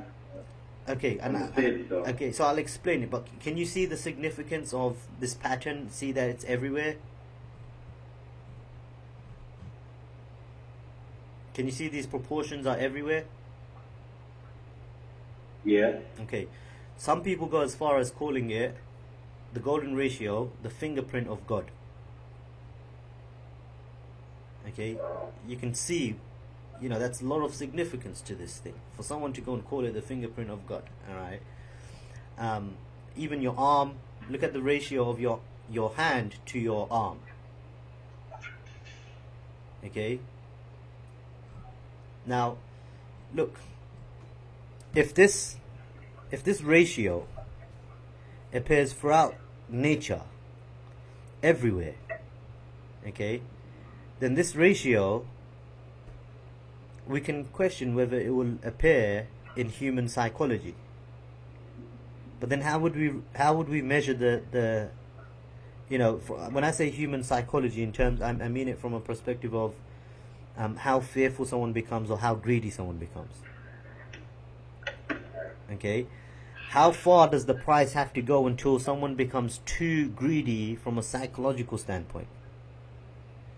Well, you would agree that in human nature, there's patterns, there's particular emotions that repeat itself, habits. We're creatures of habits, and habits, we repeat them, don't we? Yeah. Okay, so when we're looking at the charts, based on human nature, if someone's being fearful, on average, how far does price have to come down before someone's too scared and they're selling off their positions? It's the highest probability levels to be buying from, dude. Okay? It's the highest probability levels to be buying from. Let's take a look at Bitcoin for a second.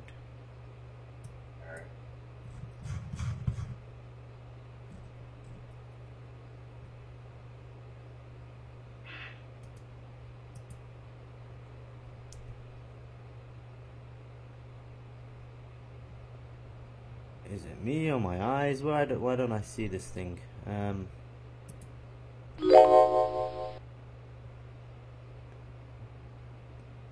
Bit Euro. Wow, it's not here. It was here before. I don't even trade it, but where is this thing? Maybe if I come here. There we go. Okay, so let's look at Bitcoin. Are you with me? Yeah. Okay. Follow me here, okay? Alright, we've got higher highs, higher lows, right? Higher highs, higher lows. Alright, higher highs, higher lows. Okay. And then we just went straight up. Okay. That's the last high low right there. Right? Okay. Everyone's greedy, everyone's buying. Okay, the whole world was buying.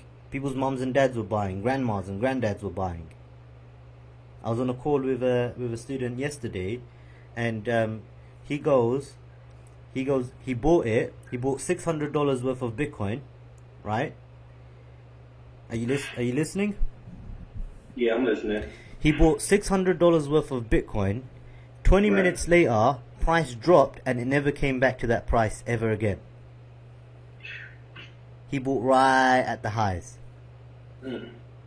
Okay, this is the daily time frame, which means he bought right at the highs halfway through that day when it dropped. Okay, so now everyone's greedy. Where would you, let me ask you this question, how far would you expect someone's psychology to come down to before they come so fearful that they're selling off their positions? Based on human nature. Based on this chart? Yeah, no. So, okay, well, let me just show you, dude. Okay? This is where the higher low started from, all the way up until the higher high.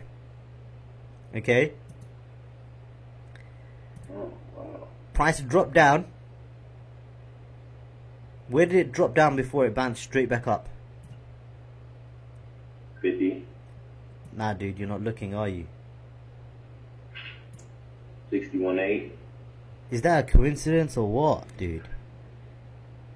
It's like saying, why is there patterns in the flowers? Why is there patterns? Why do these patterns appear in the galaxies, in the human structure of the face? I don't know why. You can call it the divine proportion, but it's there. It works. It's happening. So, man, that's crazy. That's the part that I just can't understand. Like, neither could I. Neither could I. But you have to trust the fact that this is how the mind works. Right. Okay. I don't know why the 61.8 and this golden ratio appears throughout nature, appears throughout galaxies and plants and facial structures, your arms, your fingers, your feet, your ears, animals. All right, so what is the 70 and the 50? Why are they execution zones? Okay, so the 50% isn't a psychological level. It's just half of this initial move. Okay. But price does react at it simply because it's a half level. Okay. Right. Price still reacts at it. I look to get in at 61.8. That's like the best level for me. Okay. But the 78.6 is what I like to call deep retracements. Okay. It's a level where smart money comes and flushes people out. Okay, it's like flushing people out. Look how much it came down. It reacted at 7. Do you know, with Bitcoin, okay, even though I wasn't really trading it or buying it, there wasn't even buying opportunities. Guess what level I was calling? I was calling this 78.6 level. In fact, there's probably history somewhere on my Facebook where price was up here, and I'm saying price kind of has to kind of come down to 83,000. Why? Can you see this gap? Look at this gap. Okay, gap. The gap lines up with the 78.6. Okay. That's crazy. And I actually did buy. Okay, I bought it. But look, dude, people were so scared, selling off so much. You know, it just carried on coming down.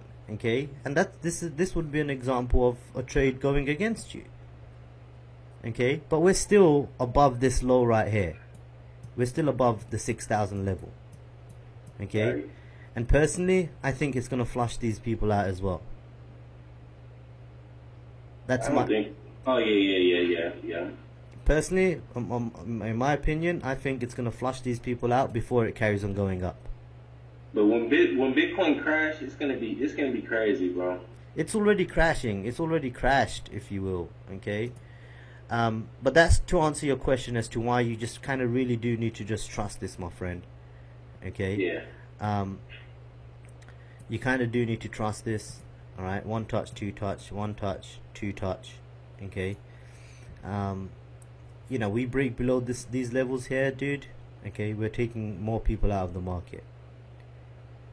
Right, more people are coming out. Just think of it like this, dude. Right, if you had control over this market, right, and you wanted to buy as low as you possibly can, right, and you wanted to, and in order for you to buy it, you need someone to sell it to you. Okay, you would need to push the price down to a level where people would sell it to you. Right? Just imagine you trying to manipulate people here. You think of yourself as the bad guy here. Okay? Then you would want to flush people out. Okay? And I believe that. I believe this is how the market moves. Okay? There's bad people and good people, and all the bad people kind of take advantage of the fact that this is how human nature is. Everyone's going to be buying. Everyone's going to be buying. Okay? Let everyone buy. Boom, first sell-off happens. Look how where the buyers came in. And by the way, I bought it, but I then sold it. Okay, where did I sell it? Okay, check this out. We got the lower low. Okay, people are now going to start becoming greedy. Okay, they're like, oh, it's okay, it's going back up, it's just a correction. Okay, it's just a correction, we're going to go back up, let's buy some more, it's cheaper. Let's not wait for it to get back to 20,000. Let's buy some more. People are now becoming even more greedy. They're in denial. Okay, let's fib it. Let's fib it from the highs. Okay, to the low that was created. Okay, look how far people went and became greedy as it came back up.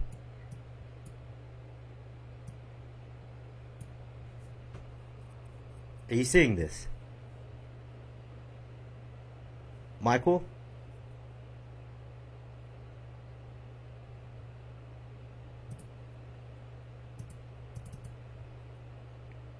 Alright, not too concerned because you can watch the recording here.